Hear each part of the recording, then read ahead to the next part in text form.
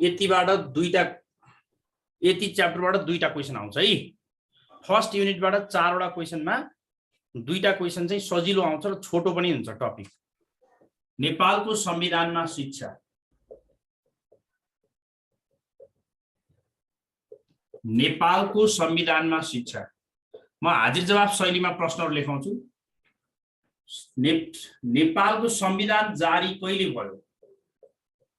संविधान जारी कहिले भयो त? 2072 साल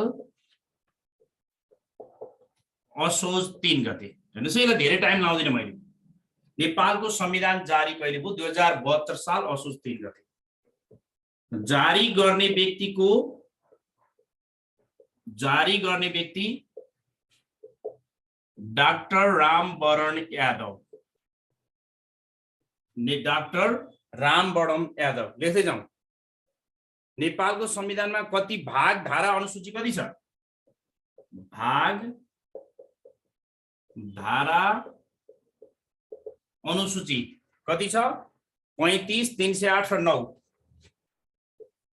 35 भाग, 308 धारा, 9 अनुसूची। ल हेर्नुस् त, 35 भाग, 308 धारा, 9 अनुसूची। यसरी जारी लागू एउटै हो। संविधान संसदबाट पारित भएको र त्यो छुट्टै छ, त्यसलाई हामीले त्यसरी हेर्नुपर्छ। मौलिक हकको व्यवस्था के छ? भाग 3 मा हैन, मौलिक हकको व्यवस्था। मौलिक हकको व्यवस्था कतिमा छ? भाग 3 मा। नेपालमा मौलिक हकको व्यवस्था भाग 3 मा छ। त्यसपछि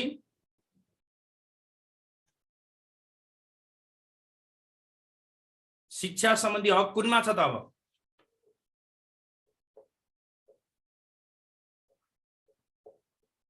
शिक्षा सम्बन्धी हक हाम्रो धारा 31 मा छ। हाम्रो अहिलेको संविधानको शिक्षा सम्बन्धी कुरा धारा 31 मा छ। त्यसपछि भाषा संस्कृतिको अधिकार, भाषा संस्कृतिको मौलिक अधिकार कतिमा छ? भाषा र संस्कृतिको अधिकार, भाषा र संस्कृतिको अधिकार चाहिँ संस्कृतिको हक धारा 32 मा छ। 32 को 1 मा अझ के भनेको छ?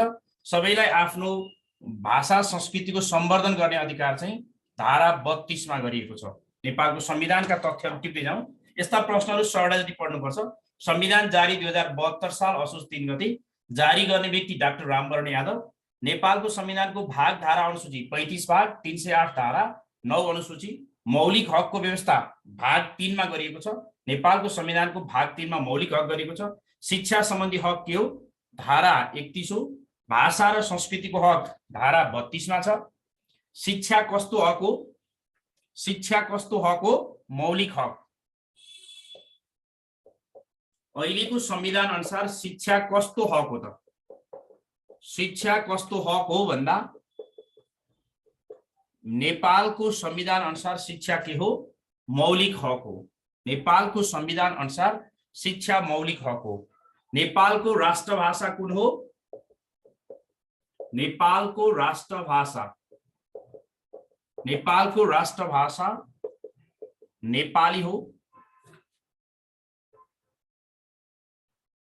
सबै मातृभाषा राष्ट्रिय भाषा हुन्। राष्ट्रभाषा र राष्ट्रियमा फरक छ नि। सबै मातृभाषा राष्ट्रिय भाषा हुन्। नेपालको लिपि कुन हो?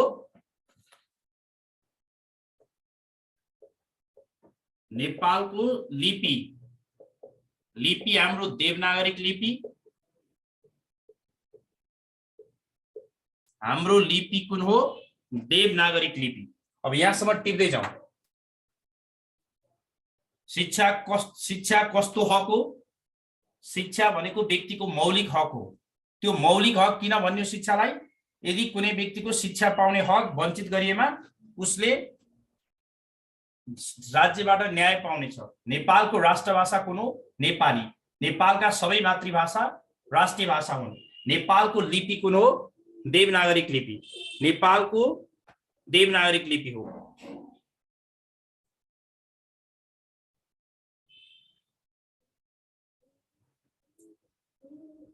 भयो ल अर्को हेरौं।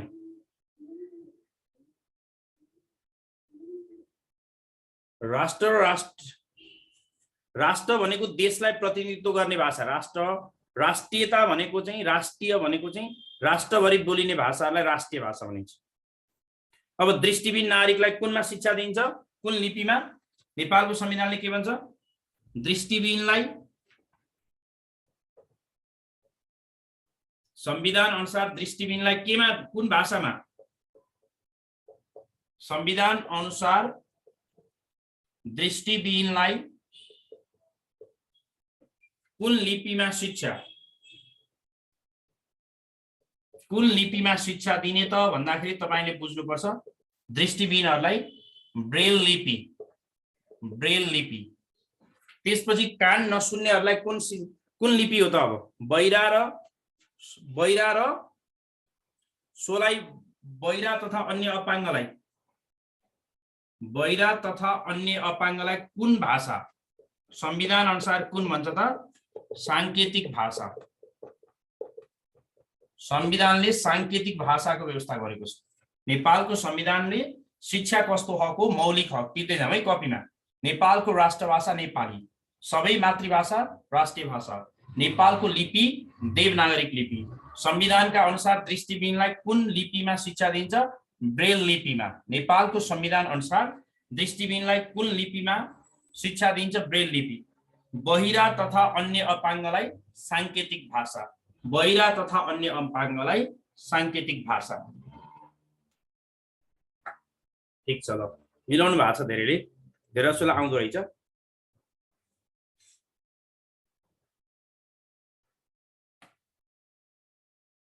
ठीक छ। नेपालमा भाषाको सिफारिस कसले गर्छ? नेपालमा भाषाको सिफारिस कसले गर्छ? भाषा आयोग।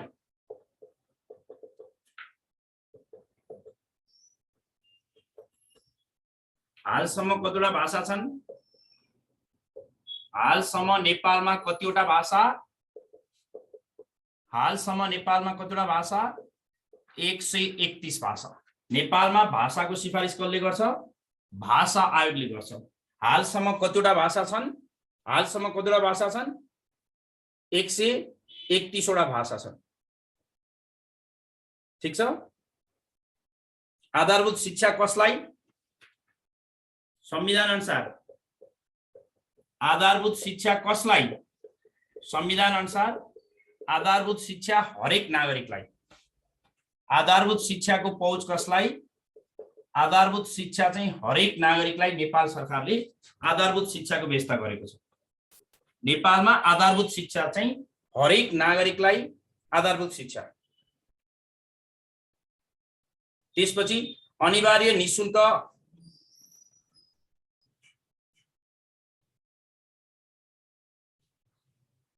त्यसपछि के छ? प्रत्येक नागरिकलाई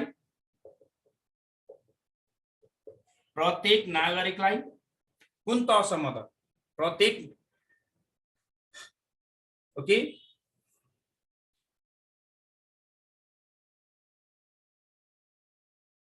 लेख्नुस् त।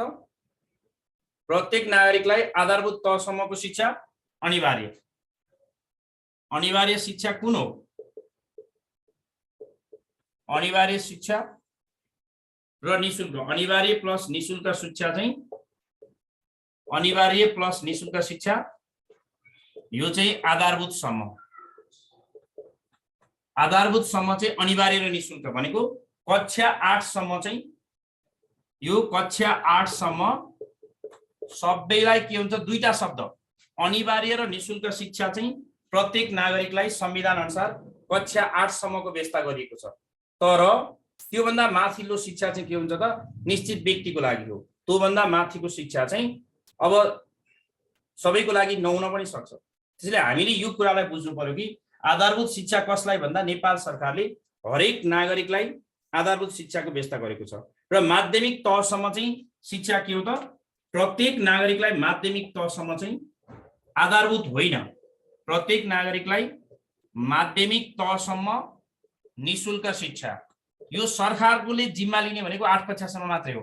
यहाँ हेर्नुस् है, यो दुईटामा के फरक छ भनेर पनि धेरैले बुझ्दैनन्।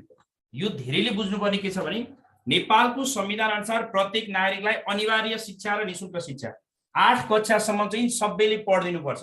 पढ्दिन म पढ्दिन भनेर भने पनि राज्यले जबरजस्ती गरेर पढाउँछ।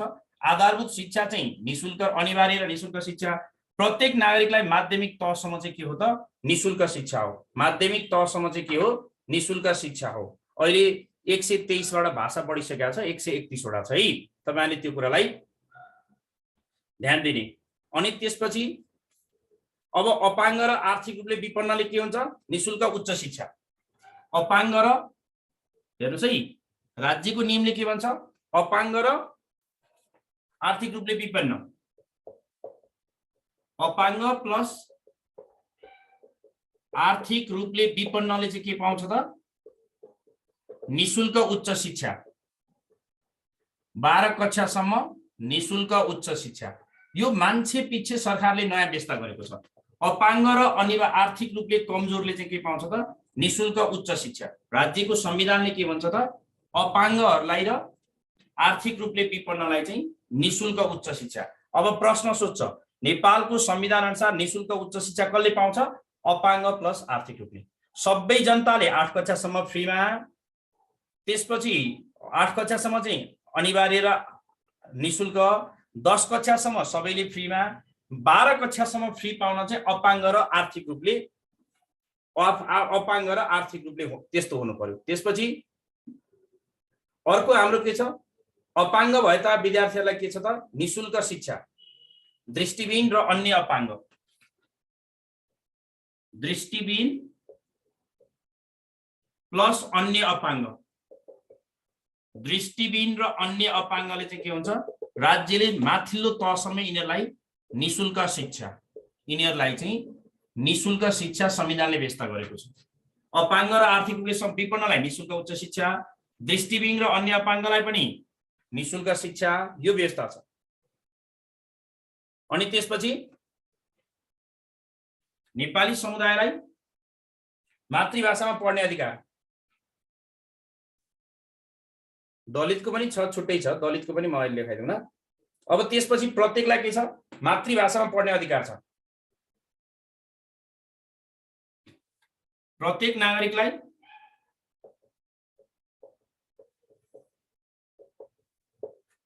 मातृभाषामा पढ्ने अधिकार, सबै मातृभाषामा पढ्ने अधिकार। किताब छ भने मातृभाषामा पढ्न पाउँछ। मातृभाषामा पढ्ने अधिकार प्रत्येक नागरिकलाई।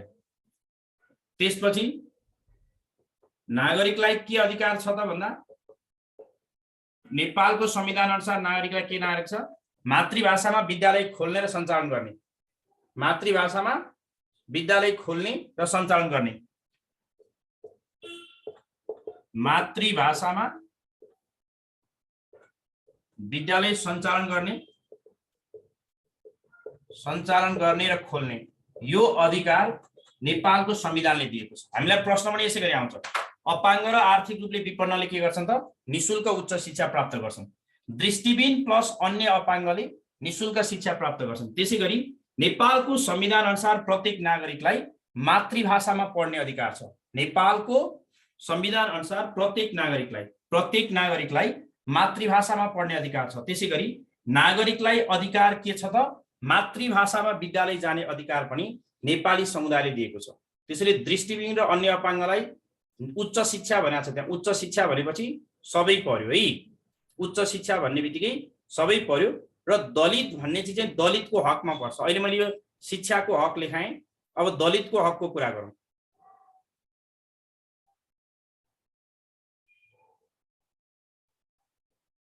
ठीक छ। अब हामीलाई अर्को के भनेको छ भने भाषाको हक कतिमा राखिएको छ भने संविधान अनुसार भाषा अब भाषाको कुरा गरौँ, भाषाको हकको कुरा गरौँ। भाषाको हक कतिमा छ?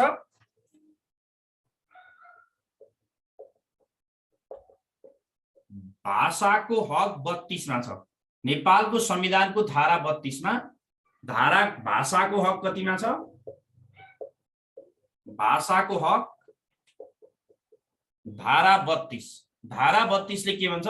प्रत्येक नेपालीलाई भाषाको हक हुनेछ। यहाँ हामी भाषा र शिक्षा मात्रै पढ्छौं। प्रत्येक नेपालीलाई भाषाको हक हुनेछ। त्यसैगरी नेपालमा बस्ने प्रत्येकलाई, यसलाई चाहिँ के भन्नु त? भाषाको हक। अर्को भाषाको संरक्षण गर्ने, भाषाको संरक्षण र प्रयोग गर्ने हक। प्रयोग गर्ने हक चाहिँ धारा 32 को उपधारा, धारा 32 को उपधारा केमा छ त भन्दाखेरि त्यो कुरा उपधारा 3 मा प्रत्येक व्यक्तिलाई आफ्नो भाषाको संरक्षण र प्रयोग गर्ने हक दिएको छ। धारा 32 को उपधारा 3 मा नेपालको संविधानको 2072 को संविधानको मा धारा 32 मा भाषाको हकको व्यवस्था गरिएको छ भने उक्त हकले दिएको अधिकार प्रयोग गरी प्रत्येक नागरिकलाई भाषाको संरक्षण र प्रयोग गर्ने हक धारा 32 को 3 ले दिएको छ। धारा 32 को 3 ले चाहिँ यसरी भाषाको हकको दिएको छ। मैले एक्जाममा सोध्ने प्रश्न मात्रै लेखाउँछु, त्यही कुरा ध्यान दिनु। भाषा र संस्कृति भनेर हामी सँगै भन्छौँ। त्यसपछि के भनेको छ त? महिलाको हकले के भन्छ? महिलालाई शिक्षामा हक। महिलाले के भन्छ? महिलाको हकले, महिलाको हकले के भन्छ? धारा 38 महिलाको हक। महिलालाई के छ? संविधानमा महिला शिक्षाको बारेमा के भन्छ? संविधानले महिला शिक्षालाई चाहिँ के भन्छ भन्दाखेरि, संविधानमा महिला शिक्षा, महिला शिक्षालाई के भन्छ त भन्दा महिला शिक्षालाई सकारात्मक विभेद गर्न सकिन्छ। अर्थात् सुरक्षामा सकारात्मक विवेकको हक। महिला शिक्षा सकारात्मक विभेद, महिलाहरूले पुरुषको भन्दा बढी सुविधा पाउँछन्। सकारात्मक विभेद, विभेदको हक भन्नुको अर्थ पढ्ने कुरामा महिलाहरूले पुरुषको भन्दा, संविधानमा महिला शिक्षालाई के भनिन्छ? सकारात्मक विभेदको हक। अर्थात् महिलाहरूले महिला भएकै कारणले बढी छात्रवृत्ति प्राप्त गर्न सक्ने या महिला भएकै कारणले गर्दा निशुल्क पाठ्यपुस्तक पाउन सक्ने, महिला भएकै कारणले गर्दा अन्य सुविधाहरू दिने भन्ने कुरा राज्यको नीतिमा तोकिएको छ। शिक्षा सम्बन्धी हक कुरा कहाँ आयो त भन्दा महिलाहरूको सन्दर्भमा महिलाको हक धारा 38 छ। त्यसले के भन्छ त भन्दा संविधानमा महिलालाई पनि छुट्टै शिक्षाको बारेमा के बोलिएको छ? सकारात्मक विभेदको आधारमा महिलाहरूले शिक्षामा आरक्षण पाउन सक्छन्। महिलाहरूले शिक्षामा आरक्षण पाउन सक्छन्। त्यसैगरी बालबालिकाको बारेमा पनि के भनिएको छ त भन्दाखेरि बालबालिकाको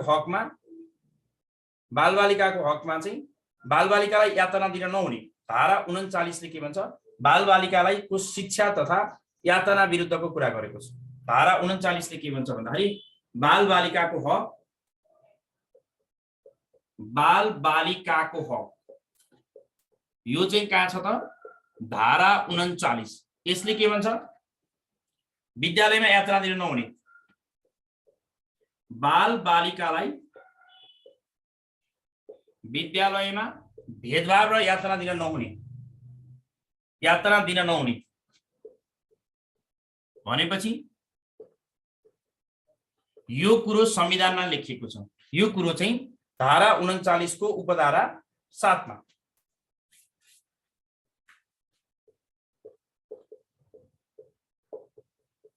उपधारा 7 मा बालबालिकाको हक धारा 39 मा व्यवस्था गरिएको छ नि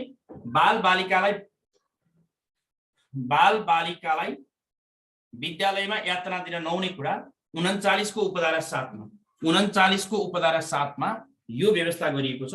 धारा 39 को उपधारा 7 मा यो व्यवस्था गरिएको छ। अब दलित विद्यार्थीको बारेमा या विद्यालय वा जुनसुकै स्थान भनेपछि विद्यालयमा मात्र सकारात्मक विभेद भनेको समानताको कुरा हो।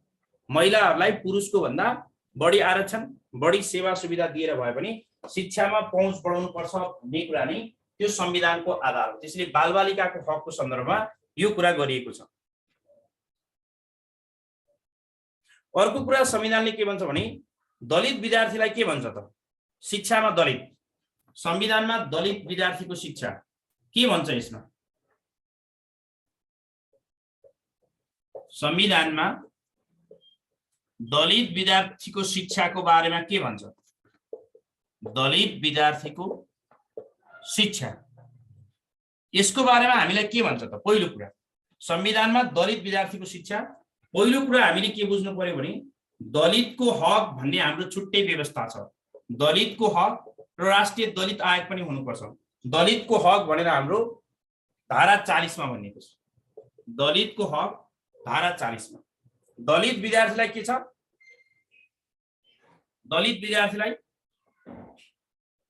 दलित विद्यार्थी भनेको निश्चित विद्यार्थीहरूलाई नेपालमा दलित भनेर मानिएको छ त्यो दलित भनेका केही थरको आधारमा विद्यार्थीलाई दलित भनिएको छ र ती दलित विद्यार्थीहरूलाई प्राथमिकदेखि उच्च शिक्षासम्म छात्रवृत्ति सहित निशुल्क शिक्षा प्राथमिकदेखि उच्च शिक्षासम्म कानुन बमोजिम कानुनले तोके बमोजिम कानुन बमोजिम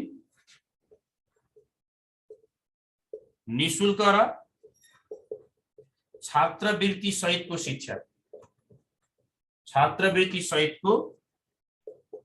शिक्षा हाम्रो संविधानले यो प्रावधान तय गरेको छ नेपालको संविधानमा दलित विद्यार्थीको शिक्षा भन्यो भने दलितको हक धारा 40 मा व्यवस्था गरिएको छ र दलित विद्यार्थीलाई प्राथमिकदेखि उच्च शिक्षासम्म कानुन बमोजिम निशुल्क र छात्रवृत्ति सहितको शिक्षा कानुन बमोजिम त्यसैले त्यो कुरा बुझ्नुपर्छ यो कुरालाई तपाईहरुले बुझ्नु पर्यो कि दलितको हक चाहिँ धारा 40 मा राखिएको छ र दलित विद्यार्थीहरूलाई चाहिँ विशेष व्यवस्था गर्ने भनेको छ व्यावसायिक र उच्च शिक्षामा विशेष व्यवस्था प्राविधिक र उच्च शिक्षामा चाहिँ विशेष व्यवस्था भनेको छ अब दलित विद्यार्थीहरूलाई प्राविधिक शिक्षामा र व्यावसायिक शिक्षामा चाहिँ विशेष व्यवस्था प्राविधिक शिक्षामा के गर्ने भन्छ संविधानको धाराले भने प्राविधिक शिक्षामा र व्यावसायिक शिक्षामा विशेष व्यवस्था अब यो विशेष व्यवस्था भनेको के हो संविधान आफैले जान्दछ यसरी हामीले के गरेको छ त संविधानले शिक्षाका बारेमा विविध कुराहरू समेटेको छ विविध कुराहरू चाहिँ संविधानमा समेटिएको छ त्यसैले अर्को बुझ्नुपर्ने कुरा सामाजिक न्यायको हकमा पनि के भनिएको छ व्यक्तिलाई शिक्षाको हक हुनेछ भनिएको छ शैक्षिक दृष्टिले पछाडी परेकालाई राज्यको निकायमा सहभागी गराउने भन्छ सामाजिक न्यायले शैक्षिक रूपले दृष्टिले पछाडी परेकाहरूलाई सामाजिक न्याय भन्छ भनेपछि सामाजिक न्याय धारा 42 ले पनि के भन्छ त सामाजिक न्यायको हकमा शिक्षा यसले पनि एउटा कुरा शिक्षाको एउटा दुईटा बुदाहरू कुरा गर्छ सामाजिक न्यायको हकमा शिक्षा सामाजिक न्यायको हकमा शिक्षाको के नियम छ त पहिलो कुरा त सामाजिक न्यायको हक कतिमा छ त्यो हामीलाई त्यो त्यही सामाजिक न्याय मात्रै भनेर सोध्दैन सामाजिक न्यायको हक धारा 42 मा छ सामाजिक न्यायको हक धारा 42 यो चाहिँ धारा 42 यसले के भन्छ सामाजिक न्याय कसलाई शिक्षाको रूपमा पछाडी परेका शिक्षाको रूपबाट सामाजिक न्याय कसलाई शैक्षिक रूपले पछाडी परेकालाई पनि भनेपछि शिक्षा भन्ने कुरो त ठुलो रहेछ त शैक्षिक रूपले पछाडी परेकालाई टिप्दै जाउँ है एकदम स्पिड लेख्दै जाउँ पछाडी परेका समुदायलाई पछाडी परेकालाई सामाजिक न्याय दिनुपर्छ नेपालको संविधानको शिक्षा सम्बन्धी शब्द कहाँ रहेछ त भन्दा सामाजिक न्यायको हक धारा 42 र सामाजिक न्याय कसलाई भन्दा शैक्षिक रूपले पछाडी परेका जनसंख्यालाई शिक्षाको हक दिनुपर्ने छ अर्को चाहिँ के भन्छ भन्दाखेरि त्यो चाहिँ सामाजिक न्यायले भन्दछ त्यसैगरी अब शिक्षाका बारेमा संविधानले अरु कुराहरू पनि भन्छ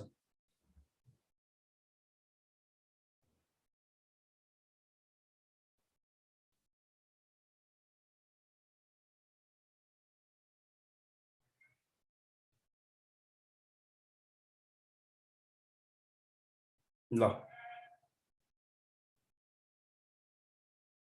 अब अर्को कुरो, नेपालको संविधानले के भन्छ भन्दाखेरि शिक्षासँग सम्बन्धित धाराहरू निलम्बन हुँदैनन्। सङ्कटकालको अवस्थामा पनि निलम्बन नहुने, सङ्कटकालको अवस्थामा पनि शिक्षा सम्बन्धी धारा, सङ्कटकालको अवस्थामा पनि शिक्षासँग जोडिएका धाराहरू, शिक्षासँग जोडिएका धारा, शिक्षाको हक, यस्ता यस्ता हकहरू, शिक्षाको हक, बालबालिकाको हक, सामाजिक न्यायको हक, भाषा र संस्कृतिको हक, यी कुनै पनि हकहरू निलम्बन हुँदैन। 31 को शिक्षा सम्बन्धी हक, 32 को भाषा सम्बन्धी हक, अर्को 38 को हक होला, त्यसपछि 39, 40, 42 यी तीनवटै हकहरू 31, 32, 38 यो हकहरू चाहिँ कहिले पनि के हुँदैन त निलम्बन हुँदैन। 39, 40 र 42, 39, 40 र 42 यो हकहरू राज्यले निलम्बन गर्न पाउँदैन भनेपछि सङ्कटकालीन अवस्थामा पनि शिक्षाको हकलाई चाहिँ राज्यले निलम्बन गर्न पाउँदैन, अर्थात् राज्यले दिलाउनु पर्छ। सङ्कटकालको अवस्थामा पनि शिक्षासँग जोडिएका धारा निलम्बन हुँदैन। यी धाराहरू चाहिँ निलम्बन हुँदैन। तपाईहरुले यो कुरा बुझ्ने, यी धाराहरू निलम्बन हुँदैन। यी अहिलेका यी धाराहरू चाहिँ निलम्बन हुँदैन। यो सङ्कटकालीन कुरा चाहिँ संविधानको धारा 273 मा, संविधानको धारा 273 मा देख्नुस् त, 273 धारामा सङ्कटकालीन व्यवस्था गरिएको छ। नेपालको संविधानको 273 मा सङ्कटकालीन व्यवस्था गरिएको छ र त्यो सङ्कटकालीन व्यवस्थाले पनि के भन्छ भने शिक्षा सम्बन्धी हक, बालबालिका सम्बन्धी हक, त्यसपछि दलितको हक, त्यसपछि सामाजिक न्यायको हक, महिलाको हक, त्यसपछि भाषा र संस्कृतिको हक, यो 6 वटा हकहरूमा शिक्षाको व्यवस्था गरिएको छ। यो 6 वटा हकहरूमा शिक्षाको व्यवस्था गरिएको छ। त्यसैले दलितलाई यस्ता कुराहरूमा, यी कुराहरूमा तपाईले के गर्नु पर्यो भन्दाखेरि शिक्षाको व्यवस्था गरिएको छ। त्यसैले बालबालिकाहरूलाई प्रारम्भिक विकास, आधारभूत शिक्षाको हक सबै नागरिकलाई, माध्यमिक शिक्षाको हक सबै नागरिकलाई, माध्यमिक तहसम्म निशुल्क, आधारभूत तहसम्म हामीले त्यो कसरी भन्यौं, आधारभूत तहसम्म त्यो अघि भनेको कुरालाई याद गर्नु पर्यो। आधारभूत तहसम्म चाहिँ निशुल्क, माध्यमिक तहसम्म, आधारभूत तहसम्म निशुल्क र सरकारले दिलाउने, माध्यमिक तहसम्म सबैको लागि निशुल्क, त्यसपछि दलितका लागि 3टा प्रावधान छन् मैले लेखाएँ। त्यसरी हामीले शिक्षाका बारेमा के छ भन्ने कुरा तपाईहरुले बुझ्नुपर्छ। शिक्षाका बारेमा संविधानमा भएका प्रावधानहरूलाई टिप्नु पर्यो। अर्को कुरा हेरौं,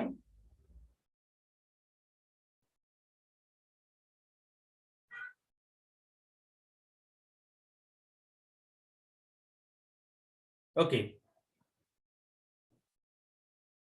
अब धारा 50 मा आउँछ निर्देशक सिद्धान्तमा पनि।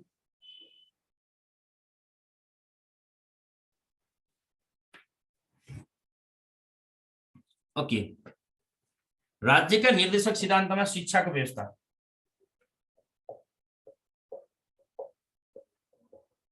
राज्यको निर्देशक सिद्धान्तमा शिक्षाको व्यवस्था, शिक्षाको व्यवस्था, राज्यको निर्देशक सिद्धान्तमा शिक्षाको व्यवस्था कतिमा गरिएको छ त धारा 50 मा, धारा 50 मा राज्यको निर्देशक सिद्धान्तमा शिक्षाको व्यवस्था धारा 50 मा गरिएको छ। धारा 50 मा राज्यको निर्देशक सिद्धान्तमा शिक्षाको व्यवस्था धारा 50 मा गरिएको छ।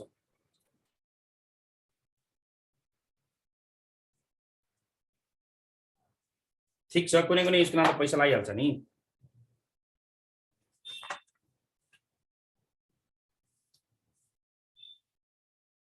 अब त्यसपछि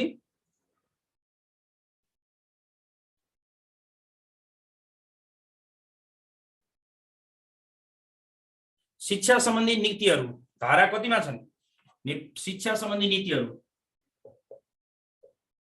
संविधानमा, शिक्षा सम्बन्धी नीतिहरू संविधानमा, शिक्षा सम्बन्धी नीतिहरू नेपालको संविधानमा शिक्षा सम्बन्धी नीतिहरू धारा 51 मा छ। नेपालको संविधानमा शिक्षा सम्बन्धी नीतिहरू धारा 51 मा छ।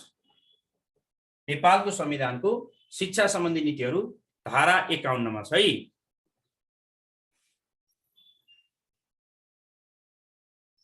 ल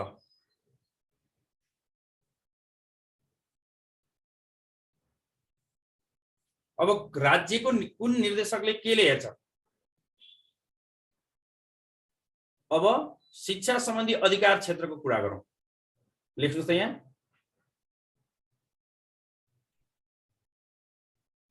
अब भाषा आयोगको कुरा गरौँ। नेपालको संविधानमा भाषा आयोग एउटा त्यो पनि प्रश्न सोध्छ। नेपालको संविधानमा भाषा आयोग छ एउटा, भाषाहरूको अध्ययन अनुसन्धान विश्लेषण गर्ने, र त्यो भाषा आयोगले के गर्छ त? नेपालको संविधानको मा भाषा आयोग भन्ने छ। उक्त भाषा आयोगले यो भाषा आयोग कतिमा छ त? नेपालको संविधानको भाषा आयोग कतिमा छ त? यो प्रश्न हामीले हेरौँ। भाषा आयोग चाहिँ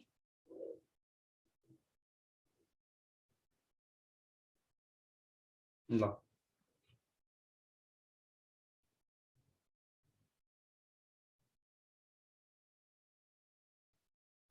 भाग 32 मा छ होला हैन?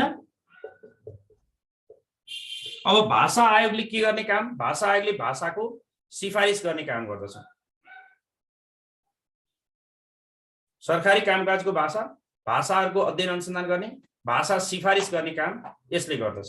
त्यसले हामीले के गर्छौं त भन्दाखेरि भाषा सम्बन्धी सबै कुराहरू चाहिँ यसले व्यवस्था गर्दछ। भाषा आयोगले चाहिँ भाषाको सिफारिस गर्ने काम गर्छ। यो धारा कतिमा छ त भन्दाखेरि धारा 287 मा, धारा 287 अर्थात् 287 मा भाषा आयोगको काम छ। भाषाको अध्ययन अनुसन्धान सिफारिस गर्ने काम भाषा आयोगले गर्छ। त्यो कुरा हामीले बुझ्नु पर्यो। यो चाहिँ भाषा आयोगको काम हो। अब संविधानमा शिक्षा क्षेत्र कसरी तोकिएको छ? नेपालको संविधानमा शिक्षा क्षेत्र, शिक्षाको अधिकार कसलाई तोकिएको छ?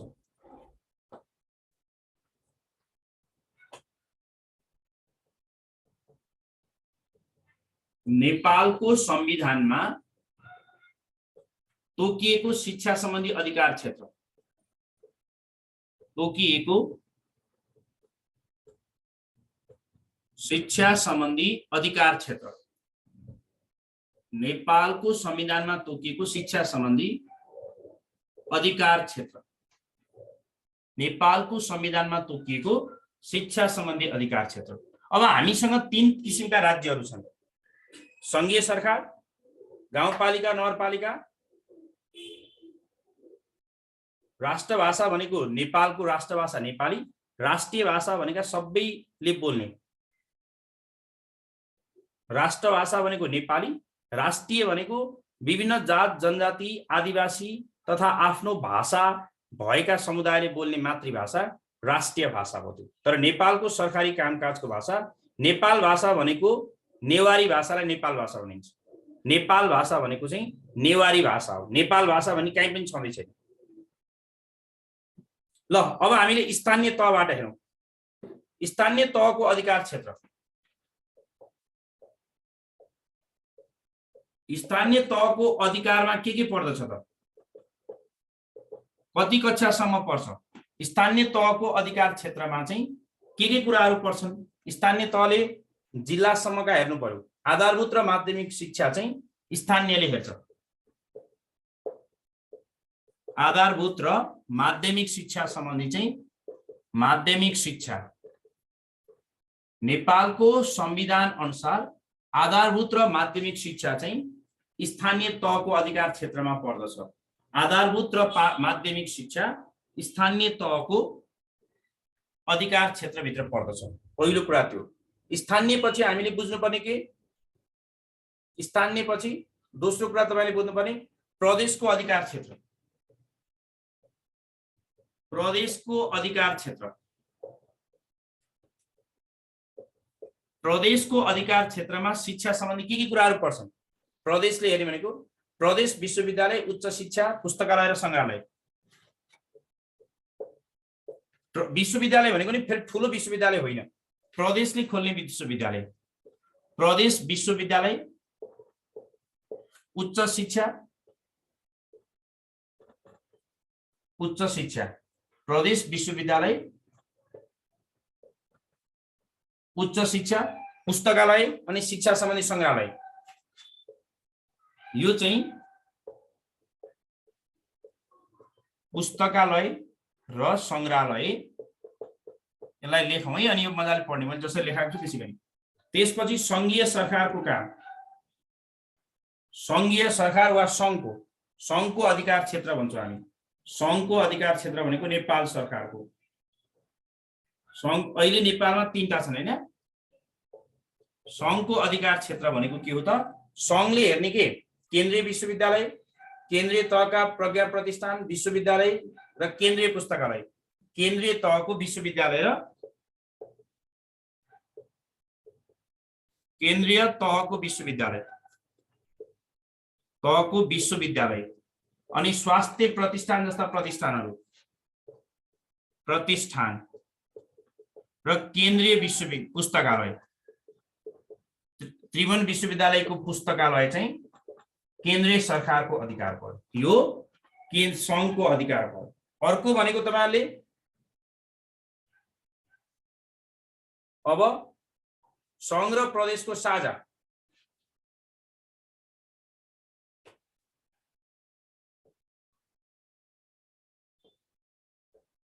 संघ र प्रदेशको साझा। अब दोस्रो र तेस्रोको साझा अधिकार। संघ र प्रदेशको साझा अधिकार के हो त?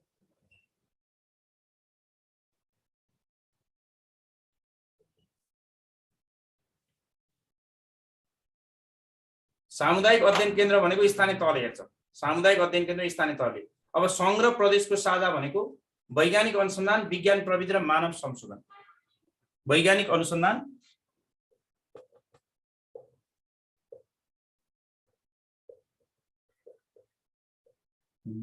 अनुसन्धान, मानव विकास, यस्ता कुराहरू चाहिँ यिनीहरूले हेर्ने भए। विज्ञान प्रविधि, मानव संसाधन विकास, विज्ञान प्रविधि र मानव संसाधन विकास, यो अधिकार भनेको पक्कै पनि यो अधिकार चाहिँ संघ र प्रदेशको साझा अधिकार हो। अब 3 जनाकै साझा अधिकार पनि हुन्छ। फेरि स्थानीय, संघ, प्रदेश र स्थानीय तहको साझा अधिकार पनि हुन्छ। संघ, प्रदेश र स्थानीय तहको, संघ, प्रदेश र स्थानीय तहको साझा। कहिलेकाहीँ तपाईहरुलाई सोध्छ त्रिभुवन विश्वविद्यालय कसले चलाउँछ? तपाईहरुले भन्नु पर्यो साझा भनेको यो 3टैको साझा भनेको चाहिँ केही 3टैले चलाउने साझा संस्थाहरू पनि हुन्छन्। तिनीहरू भनेको शिक्षा, खेलकुद र पत्रकारिता सम्बन्धी कुराहरू। शिक्षा, खेलकुद र पत्रकारितालाई 3टैले चलाउँछन्। शिक्षा, खेलकुद, पत्रकारिताको कुराहरू, यो 3टैले चलाउने कुराहरूलाई हामीले अधिकार क्षेत्रको कुरा गर्यौं। अब हामीले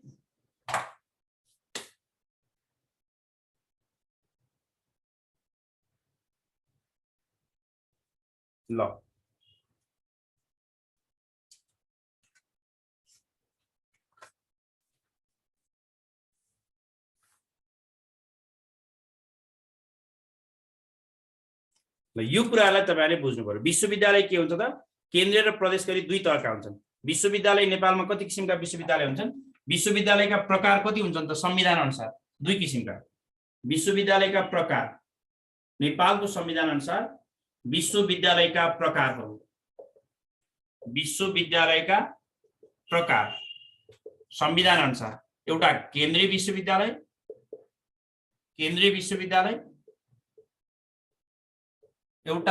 विश्वविद्यालय, अर्को चाहिँ प्रदेश विश्वविद्यालय। नेपालमा 2 किसिमका विश्वविद्यालयहरू हुन्छन् भन्ने कुरा बुझ्नु पर्यो। नेपालमा 2 किसिमका विश्वविद्यालयहरू हुन्छन्।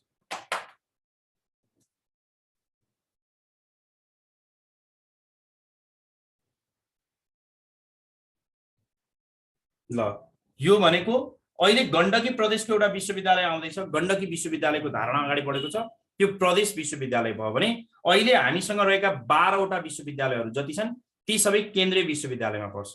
लुम्बिनी विश्वविद्यालयपछि अन्तिम विश्वविद्यालय जनकपुरको राजर्षि जनक विश्वविद्यालयको पनि सिफारिस भएको छ।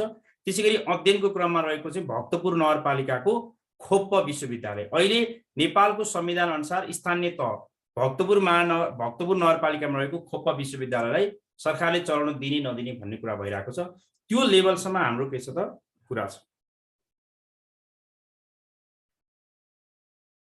ल बुझ्नुभयो? यति कुरा चाहिँ तपाईहरुले बुझ्नु पर्यो। मातृभाषामा कुन तहसम्म शिक्षा लिने भनेपछि सबै तहसम्म मातृभाषासम्म शिक्षा लिनेछ। अब सामुदायिक सूचना केन्द्र र पुस्तकालयको उद्देश्य स्थापना किन गर्ने? संविधान अनुसार सामुदायिक अध्ययन केन्द्र र पुस्तकालयको स्थापना किन गर्ने त?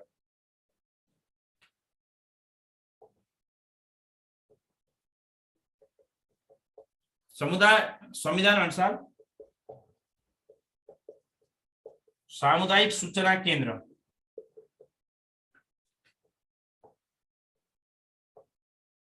र पुस्तकालयको स्थापना किन गर्ने?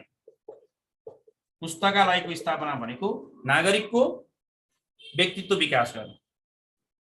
स्थापना किन भनेर सोध्यो भने नागरिकको व्यक्तित्व विकास गर्न। नागरिकको व्यक्तित्व विकास, नागरिकको व्यक्तित्व विकास गर्न। टियु संघमा पर्छ। त्रिभुवन विश्वविद्यालय र देशका सबै युनिभर्सिटीहरू संघमा पर्छन्।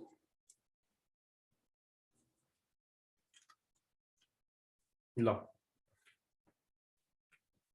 यति कुराहरू चाहिँ हाम्रो उसमा राखिएको छ। यो कुराहरू अहिले मैले लेखाका। अब शिक्षा नीति कतिवटा छन्? 5वटा। नेपालले कस्तो शिक्षा नीतिको सिफारिस गरेको छ? कस्तो शिक्षा नीति? शिक्षा नीतिले कस्तो खालको शिक्षाको व्यवस्था गरेको छ? शिक्षा नीति अनुसार शिक्षा नीतिको कुरा गरौँ। कति प्रकारका शिक्षाको व्यवस्था गरेको छ त नेपालमा भन्दा नेपालमा 5 किसिमका शिक्षा छन्। संविधानले 5 किसिमको शिक्षाको व्यवस्था गरेको छ।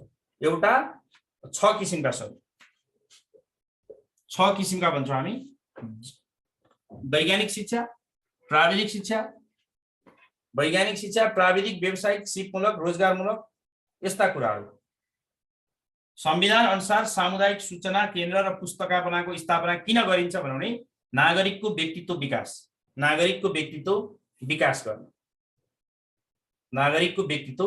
विकास गर्न। अब कस्ता किसिमका शिक्षा छन्? 6 किसिमका। कति प्रकारका शिक्षा? नेपालमा कति प्रकारका शिक्षाको व्यवस्था गरेको छ? वैज्ञानिक शिक्षा भन्छ हाम्रो संविधानले। त्यसपछि प्राविधिक शिक्षा, त्यसपछि जनमुखी शिक्षा भन्ने कन्सेप्ट पनि छ। व्यावसायिक, जनमुखी, रोजगारमूलक,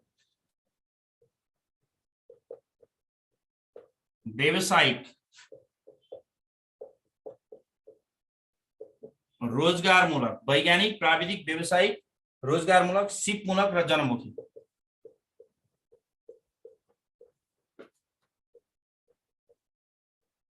हाम्रो संविधानमा शिक्षाको बारेमा यस्तो कुरा गरिएको छ। शिक्षा वैज्ञानिक, प्राविधिक, व्यावसायिक, रोजगारीमूलक, सिपमूलक र जनमुखी हुनुपर्छ। शिक्षाको नीतिमा कति प्रकारका शिक्षाको व्यवस्था गरेको छ? 6 प्रकार। ठीक छ। उच्च शिक्षा कस्तो बनाउने भन्छ शिक्षा नीतिले? उच्च शिक्षालाई नेपालमा सहज, गुणस्तरीय र पहुँचयोग्य। सहज, गुणस्तरीय र पहुँचयोग्य। यो शब्दहरू मात्रै हामीले नेपालको संविधानलाई जानेको छ। यति भएको छ। यति प्रश्न शिक्षाबाट पढियो भने यो टपिकबाट आज पढेकोबाट 1 नम्बरको क्वेशन्स कन्फर्म छ। ल 1 नम्बरको प्रश्न ल्याउनको लागि आज हामीले जति पढ्यौं त्यति कुराहरू तपाईहरुले नबिर्सिकन पढ्नुभयो भने 1 नम्बरको प्रश्न चाहिँ यतिबाट आजको लेसन्सबाट 1 नम्बरको क्वेसन चाहिँ कन्फर्म आउँछ।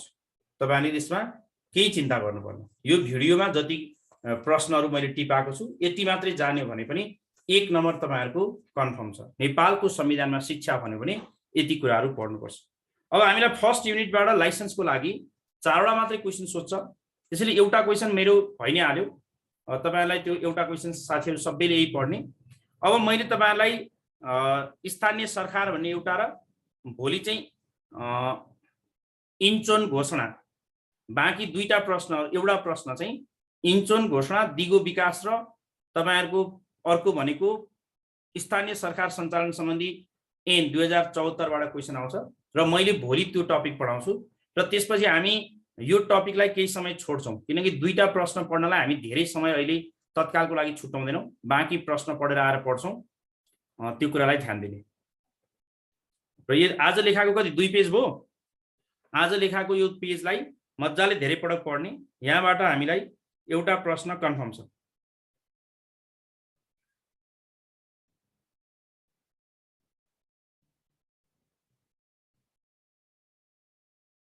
ल थ्यांक यू है त। 3 पेज, ल यो 3 पेजबाट एउटा questions confirm. Tirtha sir okay okay Pradeep sir हजुर। ल यो भिडियोलाई चाहिँ हाल्दिहालौँ किनकि यो एक्जाममा आउने भिडियो हो। यसलाई युट्युबमा पनि राख्दिनु होला। ल सर। हुन्छ सर। Okay thank you.